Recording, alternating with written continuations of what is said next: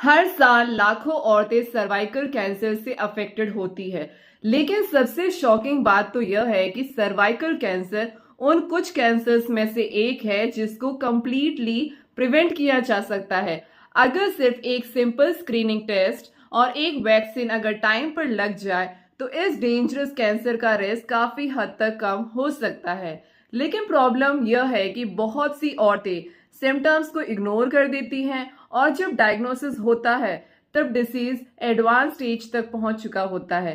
Welcome back to my channel Neelu nursing, और आज की इस वीडियो में हम सर्वाइकल कैंसर को डिटेल में समझेंगे, तो वीडियो को अंत तक जरूर देखिएगा।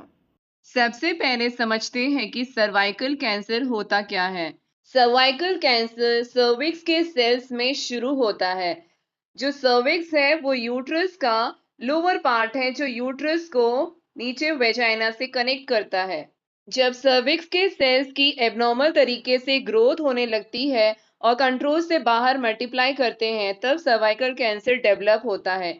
ये प्रोसेस ओवरनाइट नहीं होता है। नॉर्मल सेल्स से कैंसर बनने में 10 से 20 साल तक लग सकते हैं। इसी वजह से अगर रेगुलर स्क्रीनिंग की जाए तो कैंसर बनने से पहले ही एबनॉर्मल सेल्स डिटेक्ट और ट्रीट किए जा सकते हैं। अब सबसे इंपॉर्टेंट क्वेश्चन आता है कि सर्वाइकल कैंसर आखिर होता क्यों है। इसका सबसे कॉमन कॉज है ह्यूमन पेपिलोमा वायरस यानी कि एचपीवी। एचपीवी एक सेक्सुअली ट्रांसमिटेड वायरस है। ये बहुत कॉमन इन्फेक्शन है। लगभग 80 से 90% सेक्सुअली एक्टिव लोग अपनी लाइफ में कभी ना कभी एचपीवी इन्फेक्शन से इन्फेक्टेड होते हैं। लेकिन डरने की बात नहीं है। मोस्ट केसेस में बॉडी की इम्यूनिटी वायरस को खुद ही एलिमिनेट कर देती है। लेकिन प्रॉब्लम तब होती है जब हाई रिस्क एचपीवी टाइप्स जैसे कि एचपीवी 16 एंड एचपीवी 18 बॉडी में कई सालों तक परसिस्ट करते हैं। ये सर्विक्स की नॉर्मल सेल्स को धीरे धीरे डैमेज करते हैं। लेकिन एचपीवी वायरस कैसे कैंसर डेवलप कर सकता है। ये जो वायरस है सर्विक्स में छोटे कट्स होने की वजह से अंदर एंटर कर जाता है। फिर ये धीरे धीरे वहां के सेल्स को अफेक्ट करता है और वहां पे कई सालों तक साइलेंट रहता है। और परसिस्टेंट इन्फेक्शन की वजह से इसमें एबनॉर्मल चेंजेस होने लगते हैं और ये चेंजेस आगे जाकर धीरे धीरे प्री कैंसरस चेंजेस में चेंज हो जाते हैं और ट्रीटमेंट ना मिले तो कैंसर भी डेवलप हो सकता है। हर एचपीवी इन्फेक्शन कैंसर नहीं बनता। रिस्क बढ़ाने वाले कुछ फैक्टर्स हैं जैसे कि अर्ली सेक्सुअल एक्टिविटी यानी कि आपका फर्स्ट इंटरकोर्स जो अर्ली एज में ही हो जाए। Next, multiple sexual partners. Smoking करते हैं अगर आपका इम्यून सिस्टम बहुत वीक है, एचआईवी इन्फेक्शन या कोई भी सेक्सुअली ट्रांसमिटेड इन्फेक्शन हो तो, long term use of oral contraceptive pills, multiple pregnancies, poor genital hygiene, unhealthy diet या लैक ऑफ एक्सरसाइज, या कोई और सर्वाइकल डिसीज या प्री कैंसरस लीशंस, अंदर कोई छाले हो, not getting regular screening, family history या फैमिली में कोई सर्वाइकल कैंसर का पेशेंट हो तो ये सारे फैक्टर्स रिस्क बढ़ा देते हैं सर्वाइकल कैंसर होने का। अब बात करते हैं stages of cervical cancer. Early detection से आपकी लाइफ बचाई जा सकती है। इसमें टोटल 4 स्टेजेस होते हैं, स्टेज 0 से स्टेज 4। सर्वाइकल कैंसर डेवलप जो होता है बहुत ही स्लो होता है, काफी साल लग जाते हैं इसको डेवलप होने में। और ये यूजुअली सर्विक्स के सेल्स में स्टार्ट होता है लेकिन धीरे धीरे ये नियर बाय टिश्यूज में और अदर पार्ट्स में भी स्प्रेड हो जाता है। स्टेज 0 में सर्विक्स की जो लाइनिंग होती है उसमें कुछ एबनॉर्मल सेल्स दिखाई दे सकते हैं। ये सेल्स डीपर टिश्यूज तक फैले नहीं होते हैं। स्टेज 1 में कैंसर सिर्फ सर्विक्स तक लिमिटेड होता है और ये नियर बाय टिश्यूज या लिम्फ नोड्स में स्प्रेड नहीं होता है। लेकिन स्टेज 2 में ये नियर बाय टिश्यूज तक स्प्रेड हो जाता है। स्टेज 3 में पेल्विक वॉल या लोअर वेजाइना तक भी ये स्प्रेड हो जाता है। और स्टेज 4 में जो एक एडवांस्ड स्टेज है, कैंसर जो है ब्लैडर, रेक्टम, लंग्स, लीवर और बोन्स तक भी पहुंच जाता है। जितना अर्ली डायग्नोसिस होगा उतना ही बेटर ट्रीटमेंट आउटकम भी होता है। अर्ली स्टेज सर्वाइकल कैंसर में अक्सर कोई सिम्टम्स नहीं होते। इसी वजह से बहुत सी औरतों को डिसीज का पता तब चलता है जब कैंसर एडवांस स्टेज में पहुंच चुका होता है। इसलिए रेगुलर स्क्रीनिंग बहुत जरूरी है। जैसे जैसे कैंसर डेवलप होता है, बॉडी कुछ वार्निंग साइंस देने लगती है, जैसे एबनॉर्मल वेजाइनल ब्लीडिंग। ये सबसे कॉमन सिम्टम है। इसमें ब्लीडिंग हो सकती है पीरियड्स के बीच में या सेक्सुअल इंटरकोर्स के बाद, मेनोपॉज के बाद, या पीरियड्स का नॉर्मल से ज्यादा हैवी हो जाना। अगर किसी औरत को बिना किसी क्लियर रीजन के बार बार ब्लीडिंग हो रही है तो इसे इग्नोर नहीं करना चाहिए। इसका नेक्स्ट सिम्टम है unusual vaginal discharge. Normally vaginal discharge transparent या वाइट होता है, लेकिन सर्वाइकल कैंसर में डिस्चार्ज वाटरी, पिंक या ब्राउन भी हो सकता है, जो फाउल स्मेलिंग या बैड स्मेल वाला होता है। इसमें ब्लड मिक्स हो सकता है डिस्चार्ज में, और ये डिस्चार्ज इन्फेक्शन की तरह लग सकता है, लेकिन अगर ट्रीटमेंट के बाद भी ठीक ना हो तो डॉक्टर को जरूर दिखाएं। इसका नेक्स्ट सिम्टम है पेल्विक पेन। पेल्विक एरिया या लोअर एब्डोमेन में लगातार दर्द रहना भी एक वार्निंग साइन हो सकता है। ये पेन डेली एक्टिविटीज को अफेक्ट कर सकता है और धीरे धीरे बढ़ भी सकता है। नेक्स्ट सिम्टम है pen during sexual intercourse. Sexual intercourse के दौरान पेन या ब्लीडिंग होना सर्विक्स में प्रॉब्लम का इंडिकेशन हो सकता है। नेक्स्ट है हैवी और लॉन्ग मेंस्ट्रुअल पीरियड या changes in the menstrual cycle. अगर पीरियड्स पहले से ज्यादा हैवी हो गए हैं या कई दिनों से चल रहे हैं तो इवैल्यूएशन कराना बहुत ही ज्यादा जरूरी हो जाता है। ये तो थे कुछ अर्ली सिम्टम्स। अब बात करते हैं एडवांस्ड स्टेज सिम्टम्स की। जब कैंसर आसपास के ऑर्गन्स तक स्प्रेड होने लग जाए तब सिम्टम्स और सीवियर हो जाते हैं, जिसमें है कांस्टेंट बैक पेन का होना, लेग पेन या स्वेलिंग का होना, डिफिकल्टी इन यूरिनेशन या फिर यूरिन पास करते टाइम पेन या डिफिकल्टी होना, यूरिन में ब्लड का आना, कब्ज या फिर स्टूल के अंदर ब्लड का आना। Next, weight loss without any dieting. बिना डाइटिंग किए ही आपका वेट लॉस हो रहा है, या फिर आपको भूख नहीं लगती है, बहुत ज़्यादा थकान और वीकनेस का होना, किडनी प्रॉब्लम्स का होना, अगर यूरिनरी ट्रैक भी ब्लॉक हो जाए। अगर किसी भी औरत को इनमें से मल्टीपल सिम्टम्स दिखते हैं तो तुरंत गायनेकोलॉजिस्ट से कंसल्ट करना चाहिए। अब बात करते हैं इसके डायग्नोसिस की। Medical history.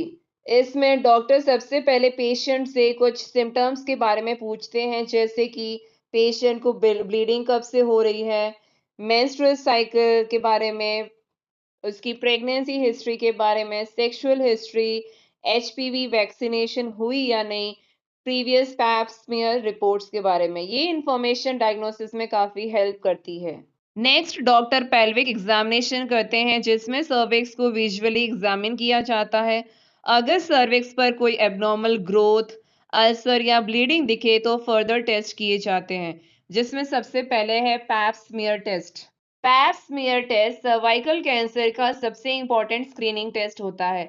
इस प्रोसीजर में स्पेकुलम से वेजाइना को ओपन किया जाता है।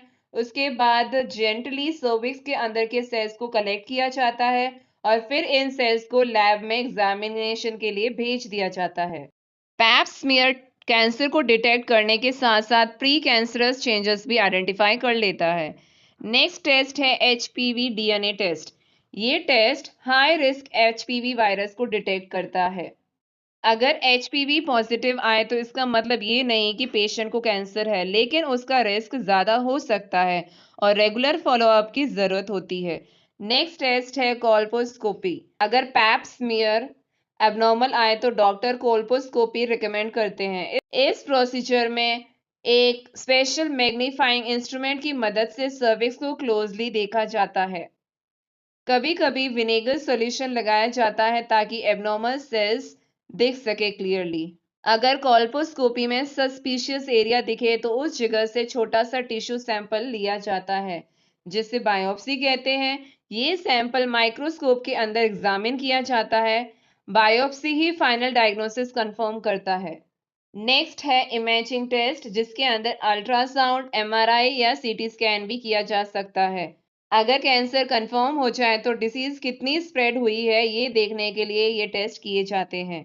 ये टेस्ट ट्रीटमेंट प्लानिंग में बहुत इंपॉर्टेंट होते हैं। And the last one is visual inspection with acetic acid. ये एक क्विक और लो कॉस्टिंग स्क्रीनिंग मेथड है जो बहुत से क्लिनिक्स में यूज किया जाता है। इसमें एसिटिक एसिड को सर्विक्स पर अप्लाई किया जाता है और एबनॉर्मल एरियाज जो होते हैं सर्विक्स के वो वाइट हो जाते हैं इस टेस्ट में। अगर टेस्ट पॉजिटिव है तो फर्दर टेस्ट भी रिकमेंड किए जा सकते हैं। ट्रीटमेंट डिसीज की स्टेज, पेशेंट की एज, जनरल हेल्थ और फ्यूचर प्रेगनेंसी प्लान्स पर डिपेंड करती है। Stage 0 pre cancerous changes. इस स्टेज में एबनॉर्मल सेल्स को रिमूव कर दिया जाता है। ट्रीटमेंट ऑप्शंस हो सकते हैं cryotherapy, cone biopsy, LEEP, laser therapy and simple hysterectomy. LEEP, loop electrosurgical excision procedure.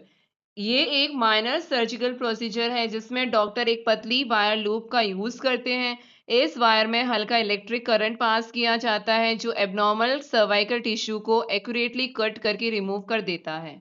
Next, cone biopsy में सर्विक्स का कोन शेप्ड टिश्यू रिमूव किया जाता है। नेक्स्ट, क्रायोथेरापी। क्रायो का मतलब होता है कोल्ड और थेरापी का मतलब होता है ट्रीटमेंट, इसलिए क्रायोथेरापी का मतलब हुआ बहुत ही ठंडे टेम्परेचर से ट्रीटमेंट का करना। इस प्रोसीजर में एबनॉर्मल सर्वाइकल सेल्स को एक्सट्रीमली कोल्ड टेम्परेचर की मदद से फ्रीज करके डिस्ट्रॉय किया जाता है। लेजर थेरापी में डॉक्टर एक हाई एनर्जी लेजर बीम का यूज करके सिर्फ एबनॉर्मल सर्वाइकल सेल्स को डिस्ट्रॉय करते हैं। इस ट्रीटमेंट में सराउंडिंग हेल्थ टिश्यू को भी मिनिमम डैमेज हो सकता है। स्टेज 1 यानी कि अर्ली स्टेज सर्वाइकल कैंसर। अगर कैंसर सिर्फ सर्विक्स तक लिमिटेड हो तो सर्जरी की जाती है। इसके सर्जरी ऑप्शंस हैं कोन बायोप्सी, सिर्फ अफेक्टेड टिश्यू रिमूव किया जाता है। सिंपल हिस्टेरेक्टोमी, यूट्रस और सर्विक्स रिमूव किए जाते हैं। Radical hysterectomy, uterus, cervix, surrounding tissues और कुछ लिम्फ नोड्स भी रिमूव किए जा सकते हैं। नेक्स्ट ट्रीटमेंट ऑप्शन है radiation therapy. Radiation cancer cells को डिस्ट्रॉय करती है। ये external beam radiation, internal radiation के फॉर्म में भी दी जा सकती है। नेक्स्ट है chemotherapy. Chemotherapy medicine rapidly dividing cancer cells को डिस्ट्रॉय करती है। इसका यूज रेडिएशन के साथ या एडवांस्ड स्टेज में किया जाता है। इसके कुछ कॉमन साइड इफेक्ट्स हो सकते हैं जैसे कि hair loss, nausea, vomiting, weakness या इन्फेक्शन रिस्क। लेकिन ये साइड इफेक्ट्स टेम्पररी होते हैं और डॉक्टर मेडिसिन से मैनेज भी करते हैं। नेक्स्ट है टारगेटेड थेरापी। ये मेडिसिन स्पेसिफिकली कैंसर सेल्स के प्रोटीन्स को टारगेट करते हैं। हेल्दी सेल्स को कंपैरेटिवली कम डैमेज होता है। And the next one is immunotherapy. ये ट्रीटमेंट बॉडी के इम्यून सिस्टम को कैंसर सेल्स के अगेंस्ट फाइट करने में हेल्प करता है। एडवांस्ड सर्वाइकल कैंसर में सेलेक्टेड पेशेंट्स को दिया जा सकता है। Follow up care. ट्रीटमेंट के बाद भी रेगुलर फॉलो अप बहुत ही ज्यादा इंपॉर्टेंट होता है। Doctor repeat pap smear, HPV testing और पेल्विक एग्जामिनेशन करते हैं ताकि रिकरेंस को अर्ली डिटेक्ट किया जा सकता है। वैसे सबसे अच्छी ट्रीटमेंट तो प्रिवेंशन होती है। इसमें सबसे पहले एचपीवी वैक्सीनेशन। ये सर्वाइकल कैंसर प्रिवेंशन का सबसे इफेक्टिव मेथड है। Best age 9 to 14 years. Sexual activities शुरू होने से पहले बेस्ट है। कुछ एडल्ट्स भी डॉक्टर की एडवाइस के बाद वैक्सीन लगवा सकते हैं।